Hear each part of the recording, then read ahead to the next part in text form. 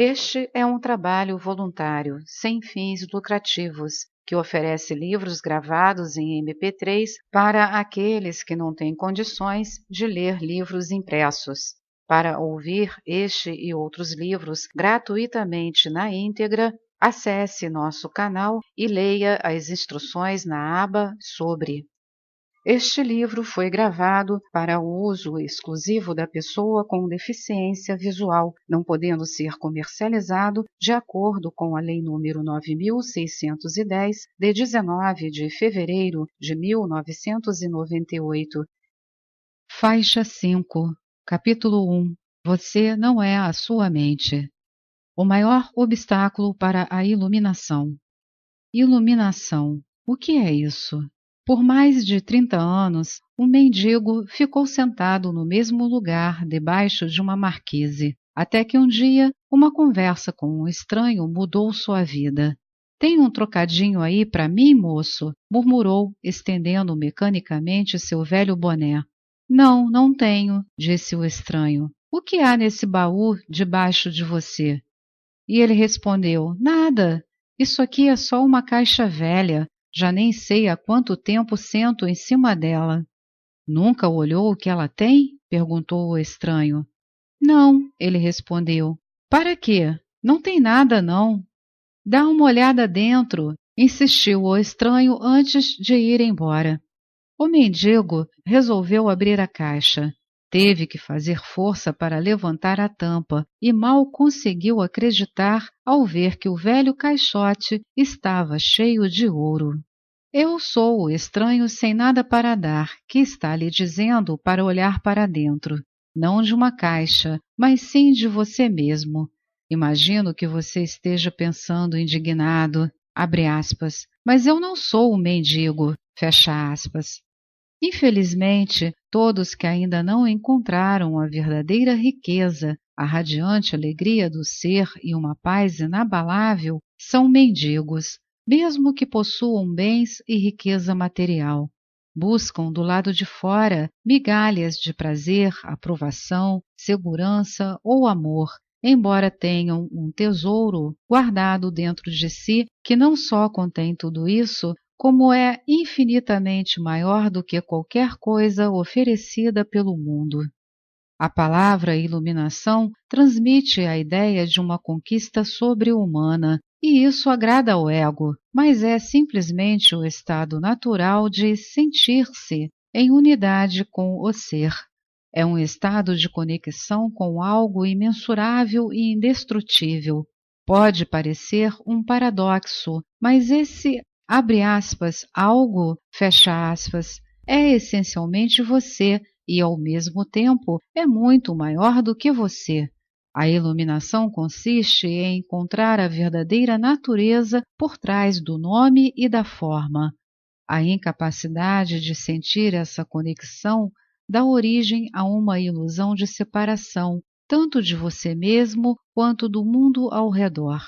Quando você se percebe, consciente ou inconscientemente, como um fragmento isolado, o medo e os conflitos internos e externos tomam conta da sua vida. Adoro a definição simples de Buda para a iluminação, abre aspas, é o fim do sofrimento, fecha aspas. Não há nada de sobre-humano nisso, não é mesmo? Claro que não é uma definição completa. Ela apenas nos diz o que a iluminação não é sofrimento. Mas o que resta quando não há mais sofrimento? Buda silencia a respeito, e esse silêncio implica que teremos de encontrar a resposta por nós mesmos. Como ele emprega uma definição negativa, a mente não consegue entendê-la como uma crença ou como uma conquista sobre-humana, um objetivo difícil de alcançar. Apesar disso, a maioria dos budistas ainda acredita que a iluminação é algo apenas para Buda e não para eles próprios, pelo menos não nesta vida. Pergunta: você usou a palavra ser. Pode explicar o que quer dizer com isso? Resposta: ser é a eterna e sempre presente vida única, que existe além das inúmeras formas de vida sujeitas ao nascimento e à morte. Entretanto, o ser não está apenas além, mas também dentro de todas as formas, como a mais profunda, invisível e indestrutível essência interior. Isso significa que ele está ao seu alcance agora sob a forma de um eu interior mais profundo, que é a verdadeira natureza dentro de você. Mas não procure apreendê-lo com a mente, não tente entendê-lo. Só é possível conhecê-lo quando a mente está serena. Se estiver alerta, com toda a sua atenção voltada para o agora, você até poderá sentir o ser, mas jamais conseguirá compreendê-lo mentalmente. Recuperar a consciência do ser e submeter-se a esse estado de, abre aspas, percepção dos sentidos, fecha aspas, é o que se chama iluminação. Abre colchete. Nota da ledora. O autor sugere, nesse momento, uma pausa para a reflexão. Fecha colchete. Pergunta: quando você diz ser, está falando sobre Deus? Se estiver, por que não diz expressamente? Resposta: a palavra Deus tornou-se vazia de significado ao longo de milhares de anos de utilização imprópria. Emprego-a ocasionalmente, mas com moderação. Considero imprópria a sua utilização por pessoas que jamais tiveram a menor ideia do reino do sagrado, da infinita imensidão contida nessa palavra, mas que a usam com grande convicção, como se soubessem do que estão falando. Existem ainda aqueles que questionam o termo como se soubessem o que estão discutindo. Esse uso indevido dá origem a crenças, afirmações e delírios absurdos, tais como, abre aspas, o meu ou o nosso Deus é o único Deus verdadeiro, o seu Deus é falso, fecha aspas, ou a famosa frase de Nietzsche, Nietzsche, abre aspas, Deus está morto, fecha aspas. A palavra Deus se tornou um conceito fechado. Quando a pronunciamos, criamos uma imagem mental, talvez não mais a de um velhinho de barba branca, mas ainda uma representação mental de alguém ou de algo externo a nós, e quase inevitavelmente alguém ou alguma coisa do sexo masculino. Tanto Deus quanto ser são palavras que não conseguem definir nem explicar a realidade por trás delas. Ser, entretanto, tem a vantagem de sugerir um conceito aberto. Não reduz o invisível infinito a uma entidade finita. É impossível formar uma imagem mental a esse respeito. Ninguém pode reivindicar a posse exclusiva do ser. É a sua essência, tão acessível como sentir a sua própria presença, a realização do, abre aspas, eu sou, fecha aspas, que antecede o, abre aspas, eu sou isso, fecha aspas, ou, abre aspas, eu sou aquilo, fecha aspas. Portanto, a distância é muito curta entre a palavra ser e a vivência do ser. Abre colchete. Nota da ledora. O autor sugere, nesse momento, uma pausa para a reflexão. Fecha colchete. Pergunta: qual o maior obstáculo para vivenciar essa realidade? Resposta: identificar-se com a mente, o que faz com que estejamos sempre pensando em alguma coisa. Ser incapaz de parar de pensar é uma aflição terrível, mas ninguém percebe, porque quase todos nós sofremos disso e então consideramos uma coisa normal. O ruído mental incessante nos impede de encontrar a área de serenidade interior que é inseparável do ser.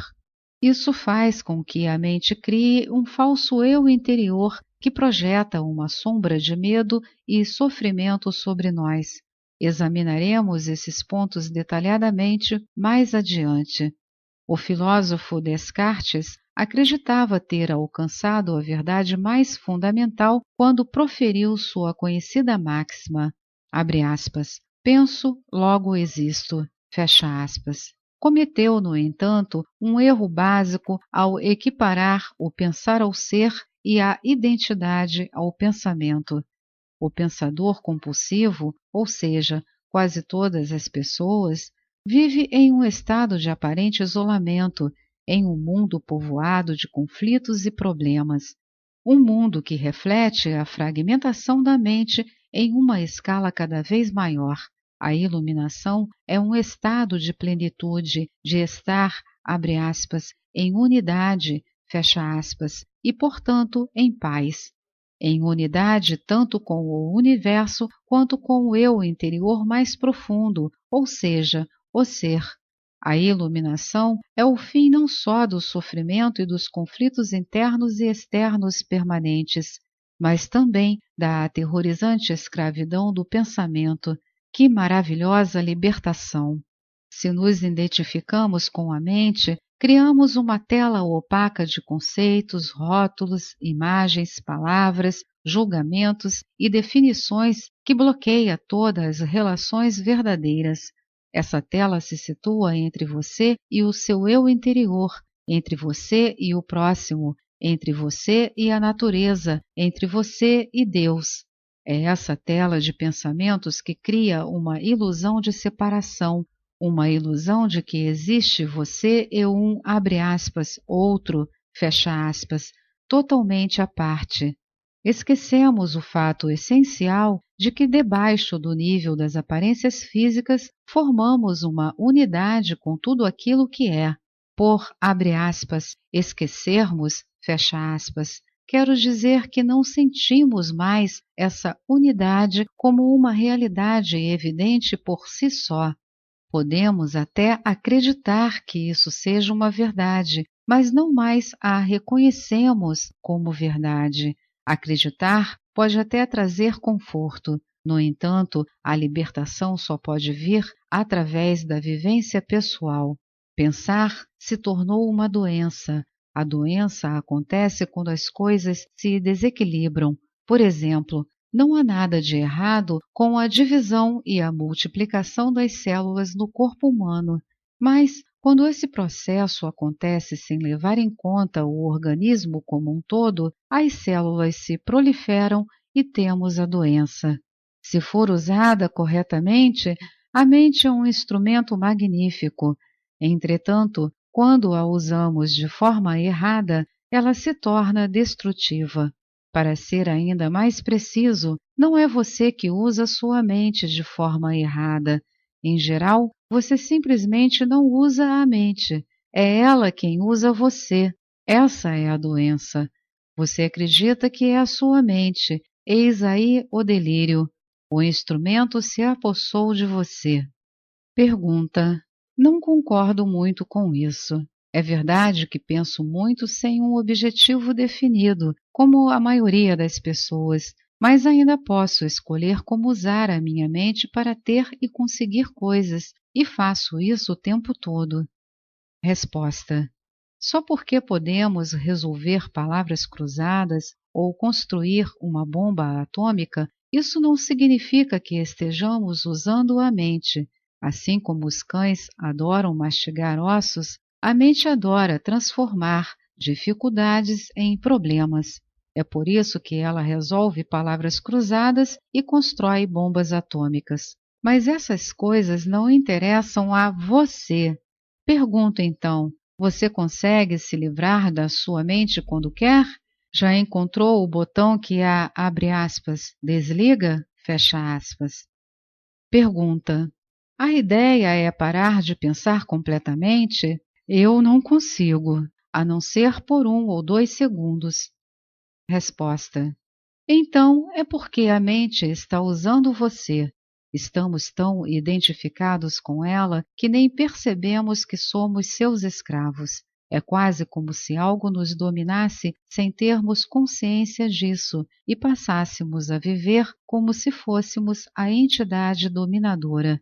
A liberdade começa quando percebemos que não somos a entidade dominadora, o pensador. Saber disso nos permite observar a entidade. No momento em que começamos a observar o pensador, ativamos um nível mais alto de consciência. Começamos a perceber, então, que existe uma vasta área de inteligência além do pensamento e que este é apenas um aspecto diminuto da inteligência. Percebemos também que todas as coisas realmente importantes, como a beleza, o amor, a criatividade, a alegria e a paz interior, surgem de um ponto além da mente.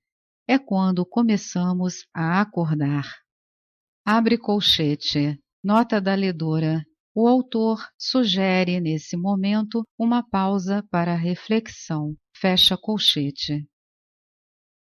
Esta é mais uma edição do canal Livros Falados, Voz Humana. Que o bem, o bom e o belo se multipliquem em benefício das criaturas.